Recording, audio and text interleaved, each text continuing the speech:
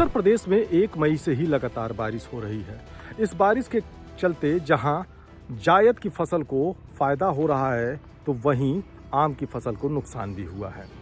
लेकिन अगर किसान जो खरीफ की फसल की तैयारी कर रहे हैं उनके लिए ये बारिश काफ़ी ज़्यादा फ़ायदेमंद है। जो किसान खरीफ फसल में धान की तैयारी कर रहे हैं उनके लिए यह बारिश काफ़ी ज़्यादा फ़ायदेमंद है। 10 मई तक अपने धान की नर्सरी को लगा लें।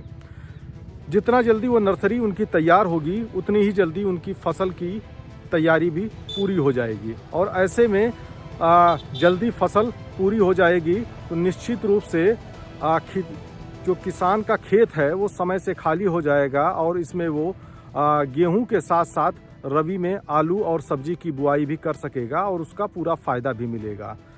वहीं किसान समय से अगर तैयारी करेंगे तो वो धान की ऐसी किस्मों का भी प्रयोग कर सकते हैं जो 100 से 120 दिन में तैयार हो जाती हैं और इसका उनको समय से रबी की फसल के लिए तैयारी करने का पूरा अवसर मिल जाएगा। ख़ास तौर से मैनपुरी से लेकर आगरा तक जो एक मक्का उत्पादन का बेल्ट है उनके लिए भी यह बारिश काफ़ी ज़्यादा फ़ायदेमंद है। और ऐसे में मक्के की खेत की तैयारी करने के लिए किसानों को जुताई कर देना चाहिए जिससे कि खेत में खरपतवार का जो है वो समय से उसका उपचार किया जा सके। और दूसरी चीज़ है कीट भी इससे नष्ट हो जाएंगे और मक्के की फसल बढ़िया होती है। इस तरीके से खरीफ की फसल को समय से तैयार कर सकते हैं। किसान भाई इस मौसम का उपयोग भी कर सकते हैं क्योंकि जैसे जो उड़द लगी थी, मूंग लगी थी या जायद की जो अन्य जो फसलें हैं उनमें सिंचाई देने की आवश्यकता नहीं पड़ेगी।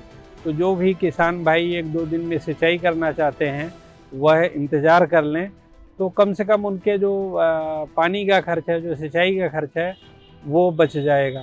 साथ ही जो किसान भाई धान की खेती करते हैं तो वो अपने नर्सरी की तैयारी कर लें क्योंकि जो भी लंबी अवधि की धान की प्रजातियां हैं उनकी नर्सरी जो है 10 मई के आसपास डाल देनी चाहिए जिससे समय से किसान भाई रुपाई कर लेंगे।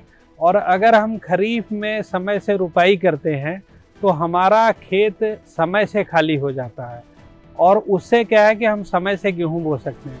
और विशेषकर जो आलू और सब्जी की खेती करते हैं अगेती खरीफ की फसल लेने के बाद उनके लिए भी ये बहुत अनुकूल मौसम है कि वो अपने खेत की जुताई कर लें और साथ ही वो कम अवधि की धान की प्रजातियां लगाएं जो 100 से 120 दिन में तैयार हो जाती हैं।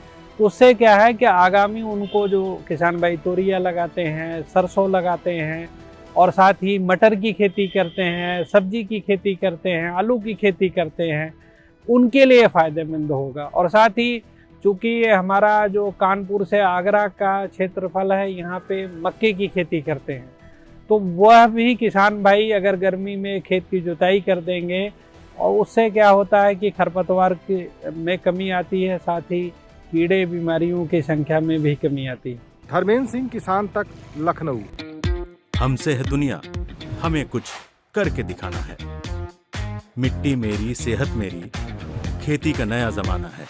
किसान तक, खाना है तो उगाना है।